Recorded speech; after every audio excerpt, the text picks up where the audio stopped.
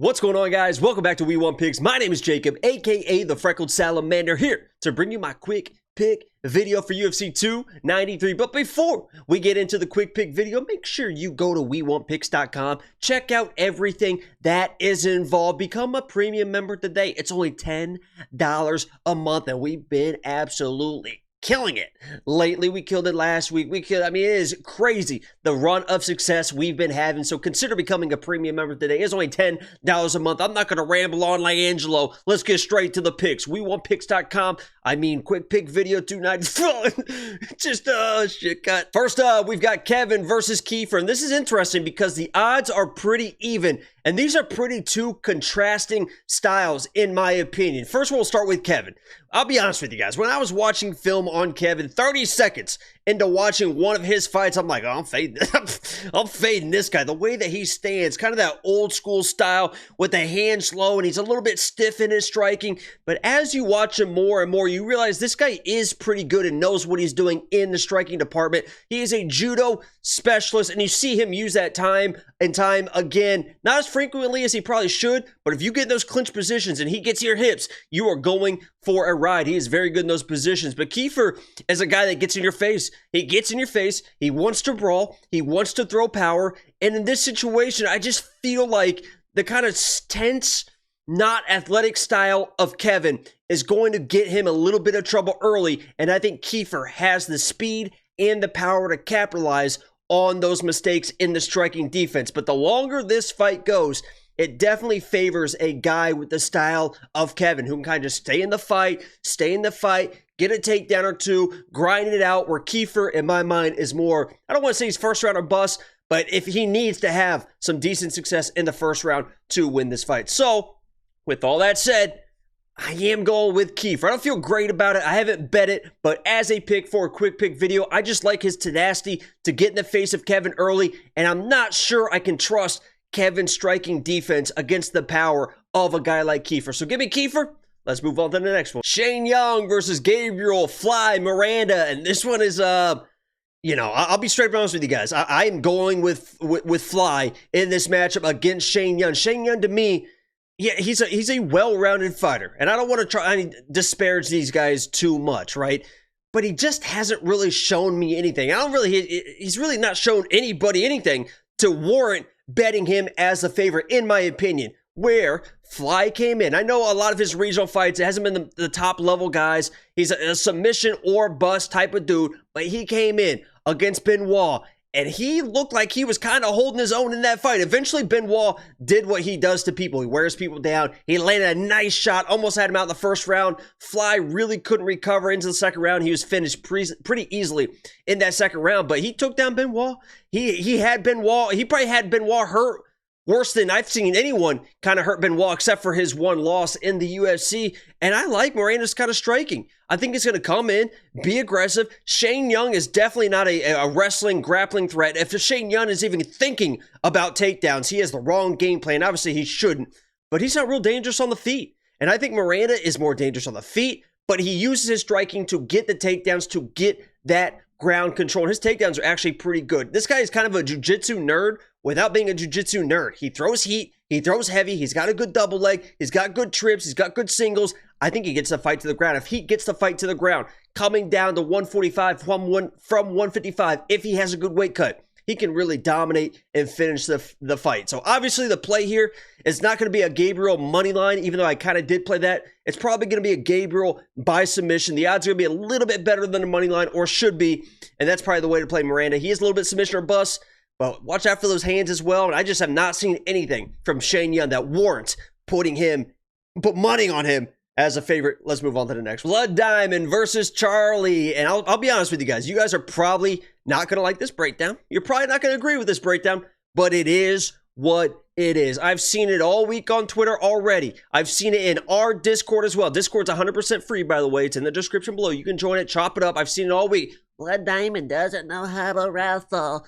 Blood Diamond doesn't know how to wrestle. He doesn't know how to wrestle. I'm telling you right now, his takedown defense is solid, man. His takedown defense is solid. Defended 4 takedowns versus Jeremiah. Jeremiah is one of not the best wrestler, but one of the best grapplers probably in that division, a super big, physical, powerful guy. Yes, he ended up getting submitted. But Jeremiah, that is his specialty. Against Kosuke, come in, Kosuke, whatever it is. He defended 5 takedowns, and you saw him defending pretty much every initial shot that Kosuke had for him. The issue was, for Blood Diamond in that fight, was he just stayed in the clinch way too long. A lot of mental mistakes in that fight. He should have finished that fight. What was it, in the second round? He landed like a head kick or a spinning back fist that really kind of hurt Kosuke. He should have been able to finish that fight. Again, mental IQ mistakes. I would be all over Blood Diamond in this spot if I could trust his striking, which is a weird thing to say because he is an accomplished kickboxer. But his striking style translating to MMA looks weird. I mean, visually, it's just like a very sloppy style of fighter. And against a guy like Charlie, who is very, very well-rounded, he probably should deserve to be a 2-1. I don't know about the 3-1, but probably a 2-1 favorite. He does have wrestling if he wants to use it. I don't think his wrestling is good enough, especially early against Blood Diamond. And technically, Blood Diamond should be the better striker. I think that this is a mostly striking matchup. Charlie is not an all-in wrestler. He is a striker. He does get hit. He does get dropped. And if Blood Diamond comes in front of the home crowds and finally gets this all-striking matchup, he could show up and show out. And that's why he is going to be my pick. I'm going Blood Diamond, man. I think his takedown defense is good enough, and he's going to make some improvements, finally get that striking match that he has wanted, and he's going to capitalize. He's going to find that shot. I've seen Charlie get hit. I've seen him be hurt, and I think Blood Diamond can touch him here. So I'm going for the upset here. I'm taking Blood Diamond. Don't kill me in the comments. Let's move on to the Nasrat versus Landon. And this one should be pretty cut and dry. I mean, the odds have exploded to minus 400. Minus 400, I think, for Nasrat. You know, kind of makes sense, I guess. Although we've seen Nasrat lose. I mean, Nasrat's not like this guy that's coming in, smoking everyone. He's lost decisions before. But when you watch a guy like Landon, he's almost just like Nasrat, just not quite as sharp, in my opinion. He's at a good camp.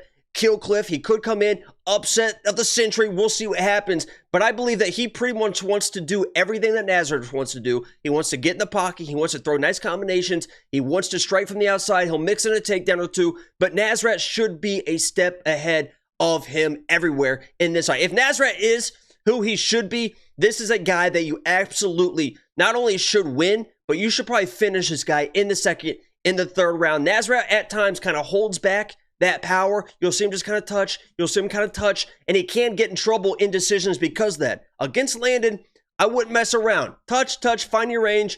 This guy can be hit. Let's lay some power on early. Let's hurt him. Let's get out of there with the second round with a statement win so you can start being in the mix at the 155 division. So I'm going Nasrat here. It should be pretty cut and dry. Unless Landon, lands a big shot, but Nasrat is pretty sound defensively. I'm going Nasrat here. Let's move on to the next one.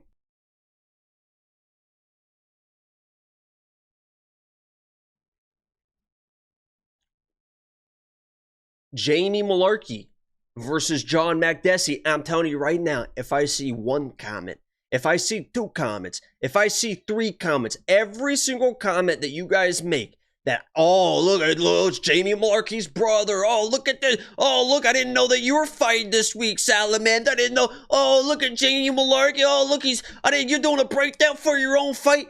I'm done with it. We're done with it. Don't say a fucking word about me looking like Jamie Mullarkey, but I think he dominates this fight. That's my dude. I'll be honest, Jamie Mullarkey is my dude. I think he should be able to dominate this fight. I know people are going to say, but he got knocked out in his last fight. If you watch that knockout, that was a weird situation. It was like he had the guy against the fence.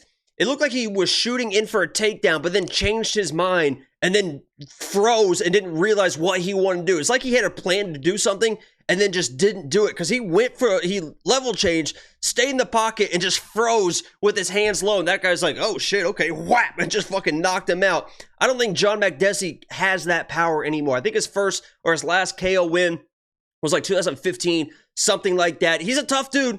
He's probably going to be there for all 3 rounds. He's a tough guy to take down. I know Jamie's kind of been working in the wrestling more and more instead of being that brawling style. But Jamie's a very good boxer. He can mix in the wrestling. He's a tough dude. And I just don't see that counter-striking power that John has anymore. And he did get sat down in his last fight. If Jamie comes in, finds a nice shot, sits this guy down, goes in for the finish. I'm not going to be surprised, but I think that Jamie should be able to control the distance, work in some wrestling just to kind of, get John thinking about it and win a decision here. I do respect John's toughness. I just don't, 39, 40 years old, whatever he is now. I just don't think he has that extra gear anymore to compete with these young guys like Jamie Mullarkey. I know Angelo's going to say, oh, Jamie Mullarkey, I think he's pretty good, man. He's tough as shit. He's a really, really good boxer. Pretty clean defensively, normally. Mixes in the wrestling. Jamie Mullarkey is the play, but don't say I look like it. If anything, I'm like a sexy version Jamie Mullarkey, If Jamie Mullarkey was a guy that turned into the sexiest man alive, that's me, baby. Let's move on to the next one. Jack Jenkins versus Chepe. And Jack Jenkins, I'll say it right now, one-trick pony. And you're going to hear it all week. The leg kicks. The leg kicks. He's going to kick his legs. He's so good at these leg kicks. He is very, very good at these leg kicks. When people fight at range with him, he is going to destroy their legs. That last fight versus Jamal Emmers was destroying his legs early. Jamal Emmers, though, is a guy that has gotten his leg destroyed before. He is susceptible to leg kicks. But even if you aren't susceptible to leg kicks, Jack Jenkins is very good.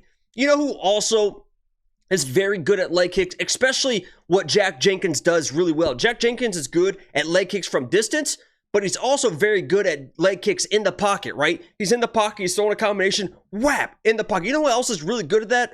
I would say Justin Gaethje. I think we all agree. Justin Gaethje is also very good at those leg kicks. Do you know who Chepe's been training with for the last few years every single week?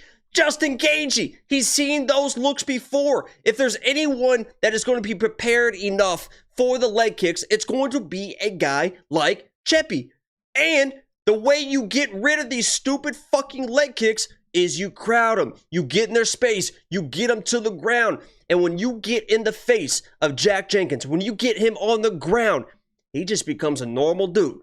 I get it. He's a talented guy. He's a well-rounded guy. He seems like he's improving every single fight. I don't know if he actually won that fight versus Jamal Emmers, but Jamal Emmers should have dominated that fight. I picked Jamal in that fight because I thought he was going to wrestle. And if you wrestle for 3 rounds, you can beat Jack Jenkins. Jamal Emmers would have dominated that fight. You saw the second he pressured Jack, got him on the ground. Jack Jenkins is now just another guy. Chepe is a guy that gets in your face. He came in on 10 days' notice, up in weight, versus an undefeated fighter, an absolute dog in Trevor Peek. And I picked against him. I said Trevor Peek is a dog. He's not gonna lose to Chepe. I don't know Chepe's tough.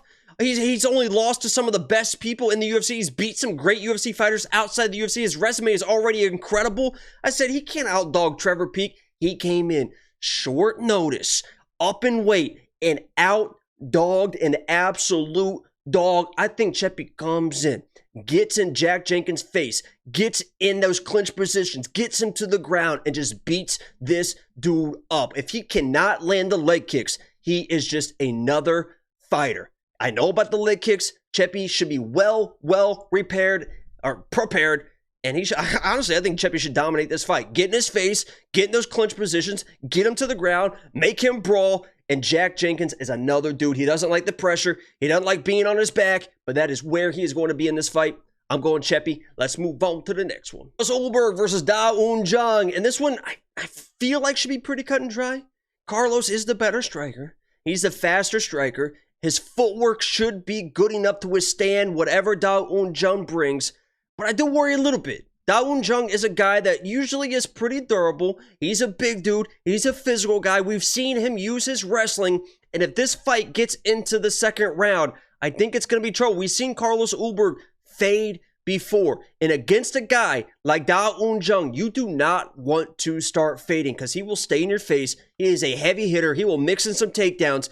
And if we get in a situation where there's a minute left in the first round, or we have started the second round, and Jung gets Carlos Ulberg on his ass. If Carlos Ulberg's ass is ever on the ground, and it's not the first minute or two of the fight, because if it's the first minute or two, he can probably get back to his feet. Jung's not like an incredible control wrestler.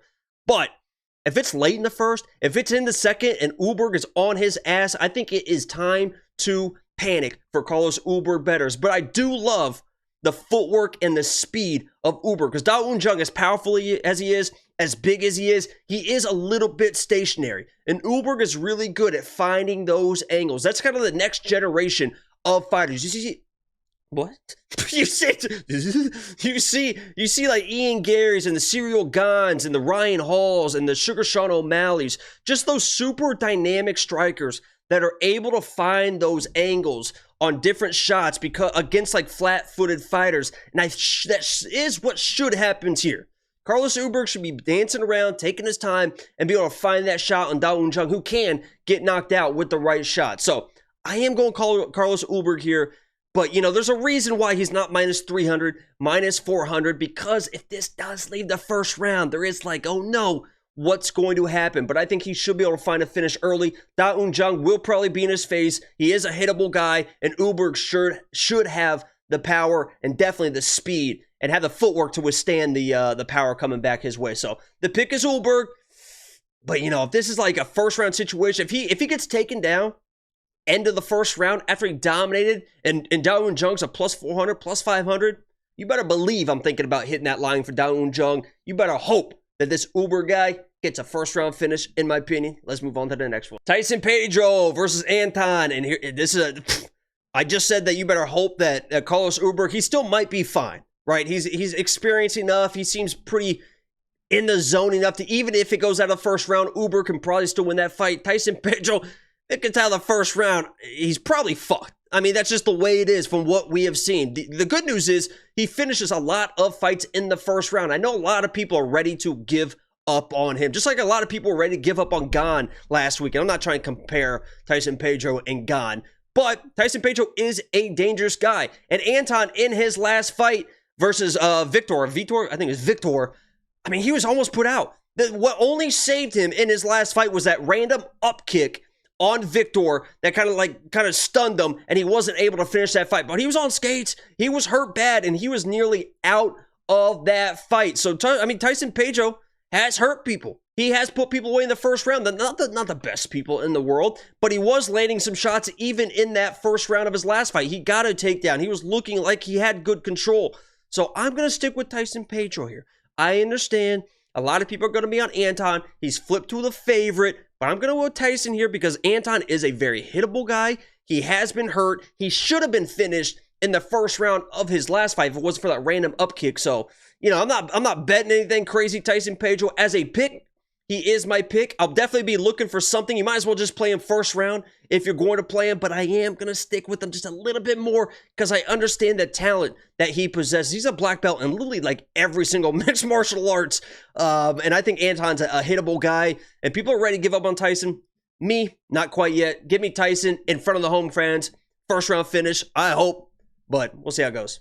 Let's move on to the next one. Justin Tafa versus Austen Lane, and we kind of already know how this fight looked like it was headed, right? Austen Lane looked like with the physicality, the athleticism was about to give Justin Tafa a little bit of issue in that fight. But just like I'm not ready to give up on Pedro, I'm not ready to give up on Justin Tafa because those one-hitter quitters are real. And my breakdown for this fight the last time was Austen Lane typically, when he engages, when he is looking, he's a very long, rangy guy, but typically when he is looking for the knockout shot, he is crashing in. It is not picking people apart and sniping people from range. He is crashing into the pocket, and that is a recipe for disaster against Justin Tafa. For him, it literally only takes one shot. And I know Austen Lane could dance around, but if he starts looking for that shot, if he's touching Justin and he's feeling good about himself, I'm going to knock out the hometown guy in front of his home fans, he is going to be in big trouble. So I'm not betting it. I'll probably do like a first round KO for Tafa. I think I did that last time. That's probably a little bit better way to play it than just chasing a money line as a big favorite, or not the big favorite, but as a favorite. But Justin Tafa is my pick. I still believe he's going to find that KO shot. I just don't trust Austen and the way that he fights. A lot of crashing in, and you do not want to crash in against anybody named Tafa. Really anybody with the tribal tattoos, with the, anything like that.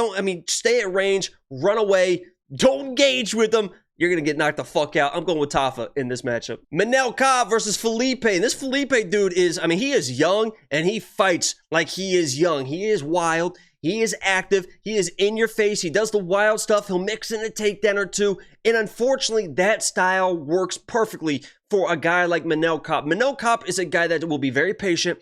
He wants to counter strike. He has wrestling. He has jiu-jitsu. He's a very well-rounded guy. And I'll be honest with you guys, I don't know if I've ever picked a Manel Kape fight right. Every time I pick for him, he loses. If I pick against him, he wins. He is going to be my pick for this matchup because it should be a great matchup for him. This young kid will get in his face. He will get aggressive. And Manel Kape does have real power, especially in his counter shots. He loses when people will play that dancing game and he falls behind and he doesn't have that sense of urgency. This kid, Felipe, he's not going to play that dancing game. He knows he can't outpoint Manel Kape. He knows he needs to come in and make something happen. And that aggressive style is perfect for the counter style of Manel Kape. Don't be surprised if Felipe comes in doing some wild stuff early. The crowd is all over it. Oh my God. And then the shot finds its way from Manel. It seems like it happens time and time again. That Ode fight, Ode was lighting him up, looked great, got knocked out. We've seen it happen before. I think the same thing happens here. Manel takes his time, gets the read. The kid comes in a little bit too aggressive. The shot is there. Maybe even like a weird submission because he's going to get hurt. He's a tough kid.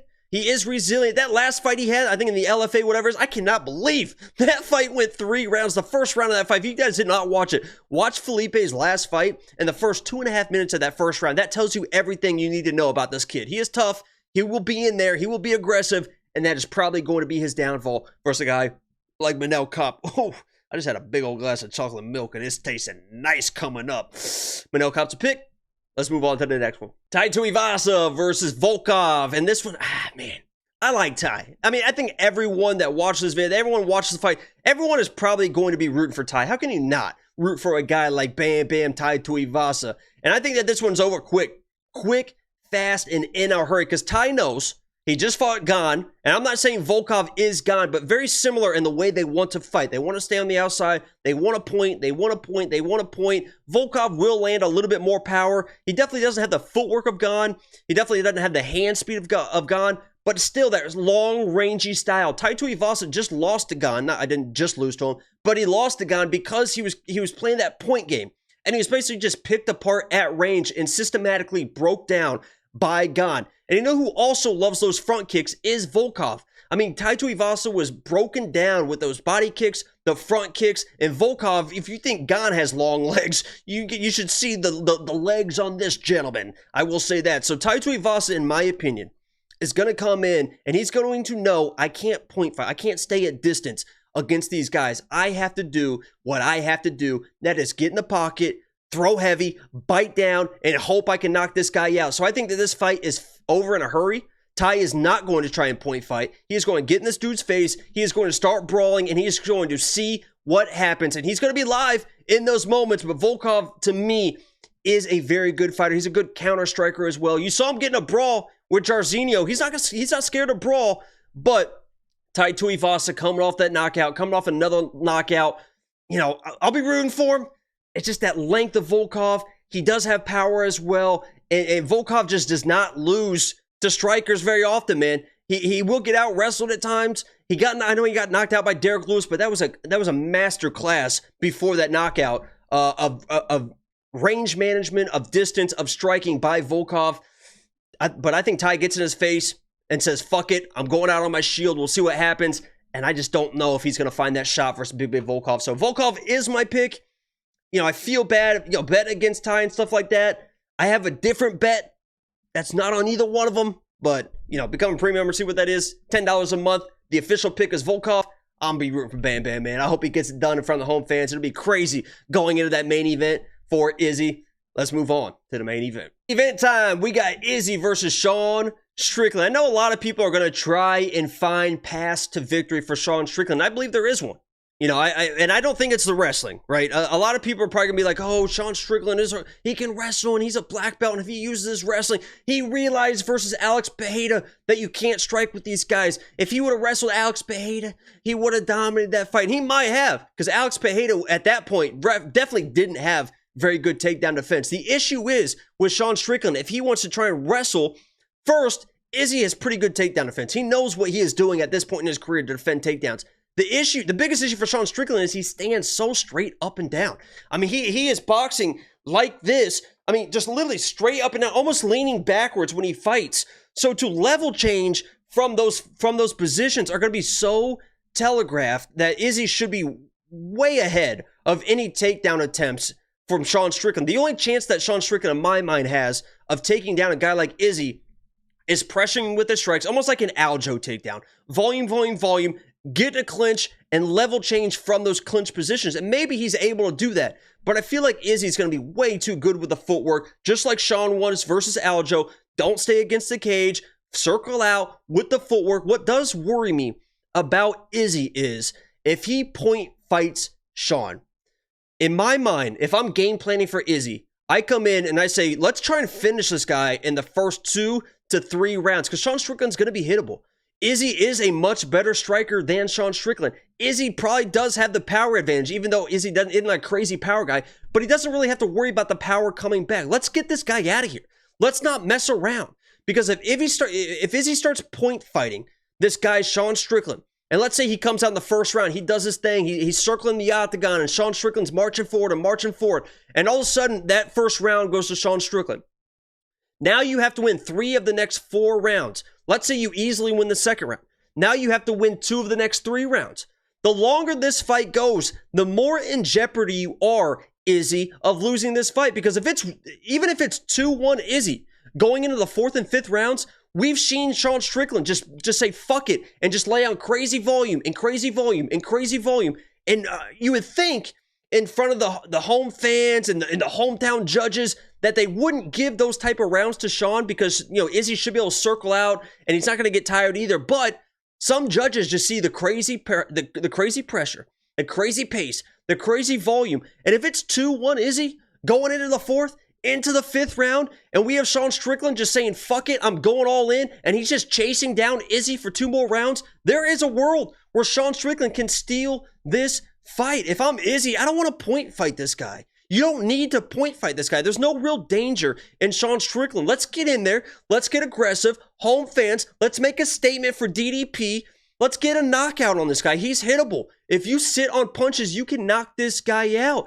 I'm telling you that if Izzy loses this first round and it looks like he's trying to point fight this guy, there's a situation here where we could get in the 4th, 5th round and people are like, oh my God, trying to do the math on their fingers. Like, yeah, Izzy won. I mean, he lost the first, but he won the second. It looked like he won the third. Now the 4th round is happening and Sean is just marching and marching and marching. I wouldn't try to win a decision versus Sean if I'm Izzy. He's going to be my pick. He's the better fighter. I'm not worried about the takedowns from Sean. I'm just saying there is a world where Izzy tries to point fight, falls behind the first round, and Sean is just way too active to steal rounds from later in the fight. So, you know, Izzy should dominate the fight. He's a -600 for a favorite, or a -600 favorite for a reason. I'm just saying there is a world where Sean, if he steals that first round, this thing could get very, very interesting. But the pick is Izzy. He should win the fight. I'm looking forward to the DDP fight. I hope he gets a finish, man. I'd love to see him come in and spark Sean Strickland, really make a statement. I'm a big Izzy fan. Sean, it is what it is. But this has been my quick pick video, guys, for UFC 293. Make sure you like the video. Subscribe if you are new. And my name is Jacob, a.k.a. the Freckled Salamander. And I'm out.